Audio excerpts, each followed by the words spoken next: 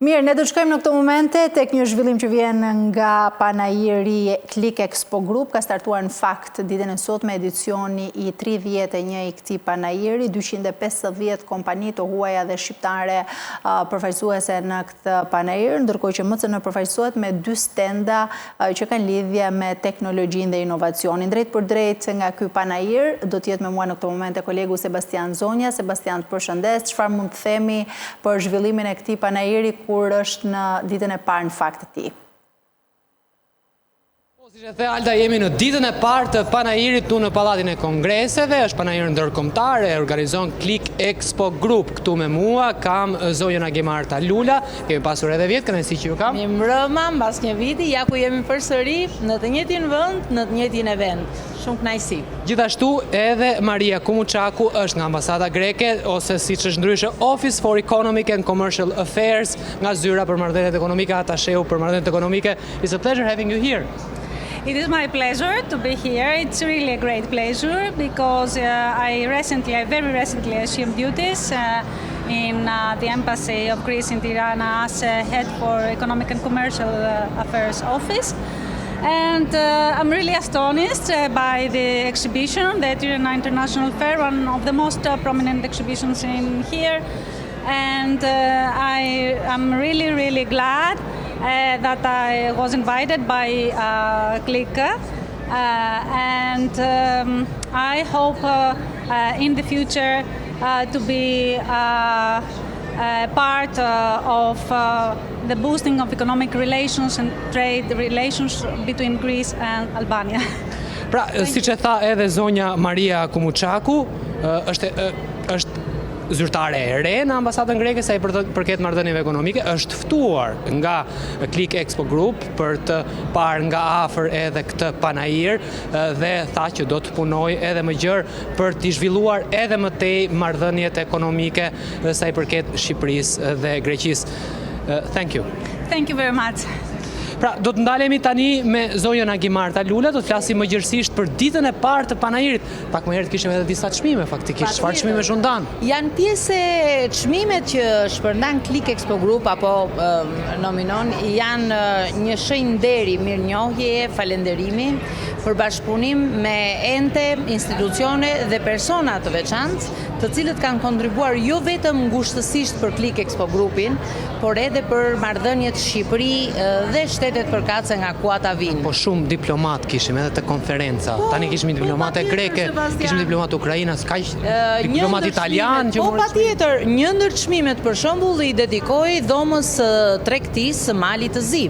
Dhe dhomës së tregtisë pa një person individ të posaçëm. Pse? Sepse ata ndër vite, që bën shumë vite, që nga 1994 janë një ndër dhomat e tregtisë për shembull që punojnë ngushtësisht me Click Expo Groupin në përpjekje dhe ata të zgjerimit të tregjeve të tyre. Domethënë që të mbështesin investitorët dhe privatët e tyre, domethënë për të ecur më përpara.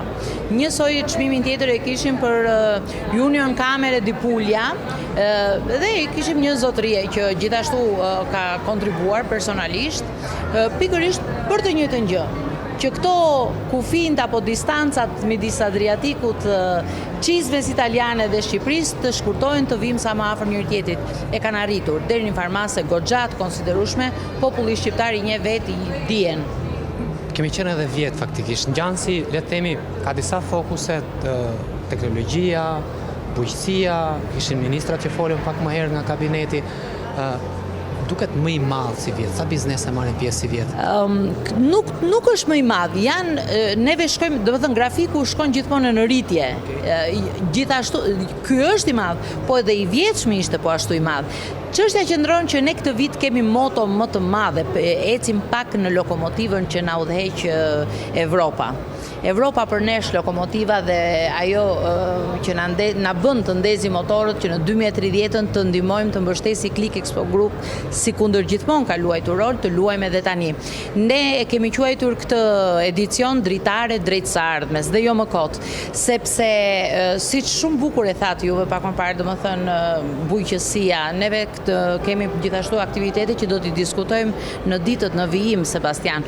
Por kemi gjithë ato figura të reja që kanë ardhur në detyrë, dje me vajza të rinj të talentuar, të shquar në fushat që operojnë, të cilët vinë me ambicien për të arritur dhe për të lënë dhe ata firmën, shenjën e tyre në zhvillimin e Shqipërisë drejt Europës së 2030-s. Evropa e 2030-s. Do të shkojmë Bashkimin Evropian 2030-ën, sepse duket si një deadline që po e vendosin shumë. Dhe e dyta, duket si një mini Ballkan i vogël në një farë mënyrë. Vendet ndryshme ballkanike, të cilat kanë ardhur përfaqësohen këtu me biznese, sa e vërtet është? Shumë e vërtet, dhe ky është qëllimi. Dhe që të lërë mbresën e parë në një gazetar si ju dhe në një televizion kritik, do thoja, se fjalët e bukura janë kollaj, do thuhem, po kur televizioni është kritik, merr vlerë të shtuar. Dhe vërtet është një mini Ballkan. Mbi 250 kompani vinë ndërkombëtare, nga gjithë rajoni, deri dhe nga Suedia kanë shprehur interes, Austria është prezente gjithashtu, përtej Italis, Malizzi, Turqis, tradicionalisht që vinë, domethënë këtu, Serbia duhet gjithmonë përmendur sepse janë shumë korrekt me pjesëmarrjen e tyre. Neve siç e pat jemi të nderuar që na respekton apo na bëri nderin, të themi kështu, duke na ardhur edhe atasheja e çështjeve ekonomike tregtare të ambasadës greke dhe shpresojmë që në të ardhmen edhe prezencën greke do ta kemi më të intensifikuar, të themi më të pranishëm. Të ndalemi pak, janë 3 kate, 10 biznese të cilat përfaqësohen. Ku mund ta gjejnë qytetarët? Sepse qytetarët që na ndjekin këto momente tashmë janë të interesuar për të ardhur për të parë, për të parë bizneset e ndryshme dhe çfarë është duke ndodhur. Pallati Kongreseve, sa ditë do të jemi këtu? Ne do të jemi 4 ditë të vazhdueshme non-stop nga ora 9 e mëngjesit deri në orën 8 të darkës dhe deri në mbrëmje vonë do të kemi evente artistiko-kulturore për dëfrim. Ju sillni në qasje qytetarin, që patjetër ky është një panair që është për qytetarët. Unë kryesisht do t'inkurajoja rinin, sepse ata do vinë, do të marrin eksperjenca, do të marrin informacion se çfarë bën bota, çfarë bën rajoni, për të parë nëse ja vlen të ikësh nga Shqipëria apo të rish. Dhe unë mendoj se është më mirë të rish. Dhe ky opsion i të ndënjurit jepet ose kliku ndihmon, bëhet një katalizator që ata të rinë këtu, sepse janë në bizneset, po përpiqemi t'i sjellim, të zgjerohet dhe tregu shqiptar akoma dhe më shumë nga ç'ka qenë, dhe kështu që të krijojnë mundësitë të angazhohen. Qytetarët do vinë 4 ditë radhazi. Ne jemi shumë të interesuar gjithashtu edhe për investitorë të ndryshëm, apo biznesmen, apo një përfaqësues të bizneseve shqiptare, të cilët janë të interesuar, janë të mirë pritur dhe të mirë se ardhur. Sigurisht që të shikojmë si do t'i ndihmojmë, mbështesim që t'i sjellim në takimet B2B. Kemi të parapërgatitura, sigurisht, por është një thirrje që mua më jepet mundësia përmes MSN TV dhe ju falenderoj. Do të jemi sërish nesër për të informuar qytetarët faktikisht për panelet. Për ju, për studion e MSN TV-s, gjithmonë gati. Faleminderit. Alda linja për ty. Sebastian, faleminderit për këtë komunikim të drejtë për drejtë. Sigurisht që do të ketë edhe komunikime të tjera në vijim në edicionin e lajmeve, por edhe në ditët në vijim deri në përfundim të këtij paneli. Ndërkohë ne kemi ardhur kështu në fund të MCN informacion për ditën e sotme. Faleminderit për vëmendjen.